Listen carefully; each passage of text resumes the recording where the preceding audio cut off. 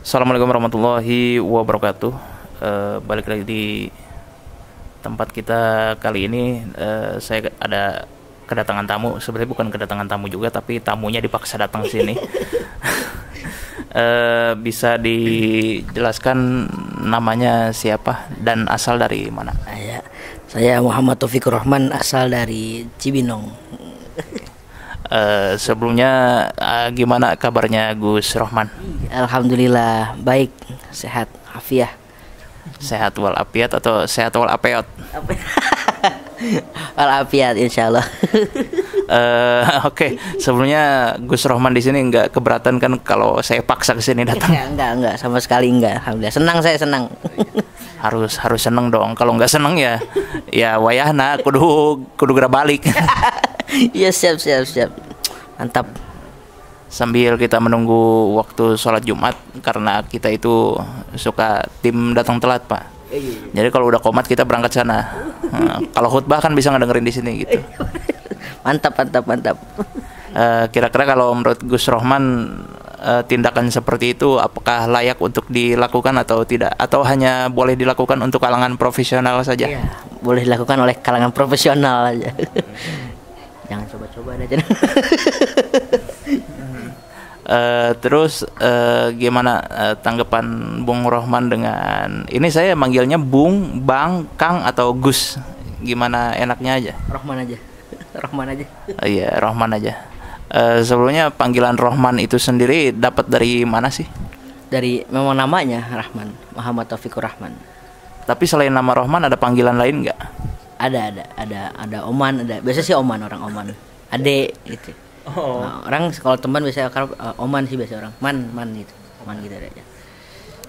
Atau ente punya nama panggilan sendiri yang dibuat sendiri? Contohnya kayak gua namanya Galbi, tapi gua minta dipanggil Abes kayak gitu. Nah, kira-kira ente gitu nggak? Sampai saat ini sih belum ada gitu. Belum ada ya? Atau pengen gua bikinin? Boleh, apa kira-kira tuh? Boleh ya. Ini harus melalui banyak pertimbangan ya, karena kita mandang dulu feng shui-nya bagus atau enggak dan lain sebagainya. Kita alhamdulillah untuk saat ini kita kiblatnya ke kalender Cina sih untuk pertimbangan-pertimbangan seperti itu. Kira-kira Gus Rohman di sini keberatan nggak kalau saya wawancara? Enggak, sama sekali enggak. Sambil kita menunggu sholat Jumat selesai. Boleh. Iya. Jadi Gus Rohman, ini saya ada beberapa pertanyaan buat Gus Rohman di sini. Sebenarnya pertanyaannya itu lebih ke personal aja sih, lebih ke pribadi aja, untuk sesama laki-laki aja gitu ya. Apalagi yang kehidupannya dihabiskan di pesantren. Tapi sebelumnya saya tanya dulu, ini Bung Rohman di sini udah berapa lama ya di pondok ya? Saya dari mulai lulus SD sampai SMA 6 tahunan. 6 tahunan. Kalau sekarang ini umurnya berapa? 19. Umurnya 19 tahun. Berarti anggaplah 1/3 hidupnya itu ada di pondok pesantren ya. Buat orang yang menghabiskan 1/3 hidupnya di pondok pesantren, ketika melihat dunia luar ini, tanggapan Bung Rohman itu kayak gimana sih? Kalau saya pribadi ya jujur saya kaget gitu. Satu kaget, keduanya ya banyak wow-nya lah gitu, banyak wow-nya. Jadi ya gitulah, saya susah untuk dijelaskan sebenarnya gitu ya. Tapi bagi saya sendiri, bisa berbaur dengan orang itu hebat banget. saya suka gitu. Nyata dunia itu luas, jadi kita bisa tapakuri. Asik. Bahasa anak pondoknya tafakur ya. Tapi sebenarnya itu jalan-jalan berwisata berbalut tafakur gitu. Sebenarnya istilah wisata jalan-jalan juga nggak masalah ya, tapi karena biar ada nilai ibadahnya, jadi kita sebutnya tafakur aja ya. Bilang aja kalau jalan-jalan ke Bromo gitu, atau jalan-jalan ke puncak, gak usah pakai tafakur alam kan. Tadabur. Diselimuti. Jadi sebenarnya banyak penyelewengan makna gitu ya, banyak penyimpangan makna yang secara disadari ataupun tidak ya ternyata pelakunya kita juga. Nah, kalau buat Bung Rohman nih udah 6 tahun kan di pondok ya. Kira-kira ada nggak sih pengalaman yang berkesan di pondok gitu? Pengalaman berkesan ya banyak sih. Jadi saya bisa ketemu dengan orang-orang banyak di berbagai daerah. Kita bisa apa ya, memahami bahwa di dunia hidup itu nggak cuman daerah Cibinong aja ternyata gitu. Ternyata sikap orang Jakarta, orang Depok itu macam-macam, beda-beda. Orang Jawa, orang Sunda, Sumatera itu macam-macam. Jadi kita bisa paham gitu. Jadi kita nggak bisa menyalahkan satu orang aja gitu. Jadi bisa bersosialisasi. Kira-kira begitu sih. Kesan saya gitu pesantren.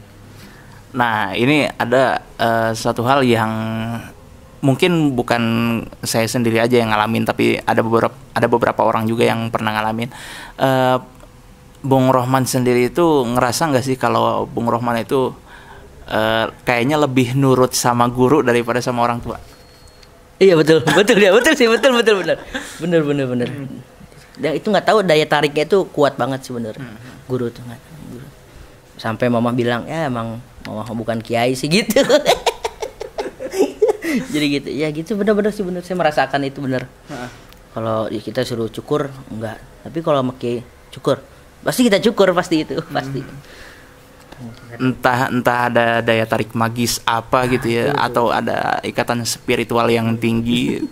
Karena memang kalau kata guru saya sendiri ya, yang saya dengar langsung ketika mondok di Jawa, guru itu kalau orang tua itu hanya merawat jasmani. Artinya orang tua itu ngasih makan, orang tua ngasih oke lah jajan kayak gitu dan lain sebagainya, kebutuhan jasmani. Tapi kalau buat guru sendiri, guru itu ngasih kebutuhan rohani gitu. Kebutuhan rohani, kebutuhan jiwa.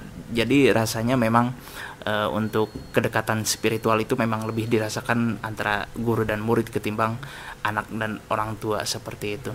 Tapi ada nggak sih kata-kata dari kiai? Kayaknya Bung Rohman ini kalau saya lihat di statusnya itu sebagai orang yang dekat sama guru-guru atau kiai-kiai gitu.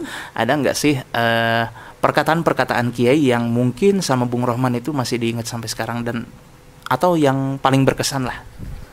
Ada satu sih kata kiai, belajar. Udah itu aja. Kiai nggak pernah ngajarin apa-apa gitu. Nah, terus saya baca Quran gitu Pak Kiai.